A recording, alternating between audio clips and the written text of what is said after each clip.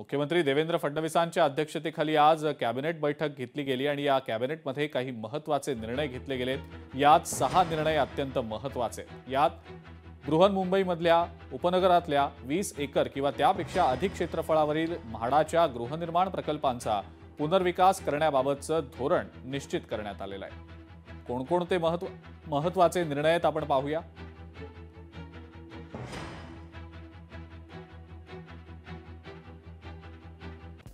मुंबईमध्ये नागरिकांसाठी परवडणारी घरं उपलब्ध केली जाणार आहेत। आयकॉनिक शहर विकासासाठी एक चांगलं मोठं धोरण जाहीर करण्यात आलेलं आहे। पुनर्वसन प्रकरणांचा जलद गतीनं निपटारा केला जाणार आहे। कौशल्य विद्यापीठाकरता म्हणजेच रतन टाटा महाराष्ट्र राज्य कौशल्य विद्यापीठाकरता 339 पदांची निर्मिती करण्यात आलेली आहे।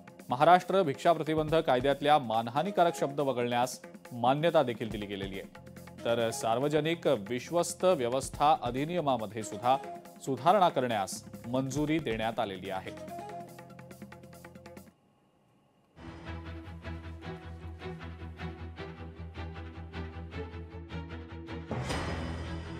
कोण कोण नव्हतं तुम्ही सांगा ना मला, कोण नव्हतं?